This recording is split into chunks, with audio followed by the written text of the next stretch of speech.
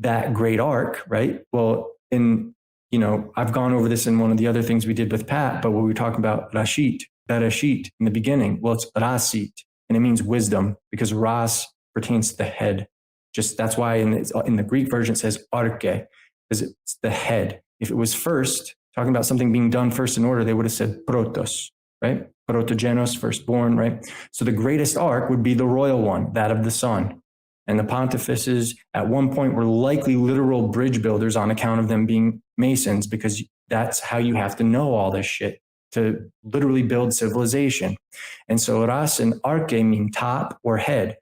Pons is a bridge, right? But if you look at Pontios, that's a name for the sea. And it's poetically describing like an open expanse, like the great wide open, or the big blue, yonder, if you will. It's a poetic way of describing the sea.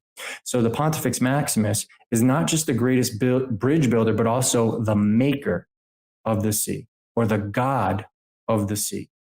And that would be Mars. Or as we would say in the Etrurian, right? Well, we're called Rasena. We're the Rasena, Ras. Just like the Rashaputs, just like the Rashid, just like Rosh Hashanah means head, Ras, head. God, Aesir, Isar, Asir, Nordic, Odin, all of them, Caesar, it's all the same thing, the sun.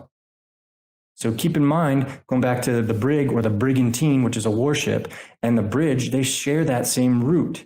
And so the ancient Britons were called brigantes, right? Some people say, well, that's because they're disruptors. Well, yeah, that's what those ships do.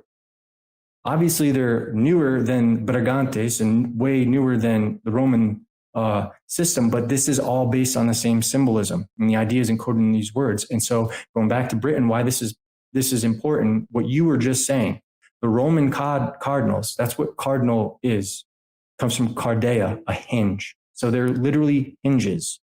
And that's what you have at Stonehenge, the hinge of the Lord, stone, Pater, Petra, Peter, Janus, Jupiter or Jupiter, the father, Jehovah or Jew, Sir, Tyr. Sir means Lord, but at rock. The capital Phoenicia, spelled Tyre, it's pronounced Sir, and it means rock. And it's symbolic of the Lord. And so this the rock star, the Zoroaster. Exactly. It's all the same. It's the same system.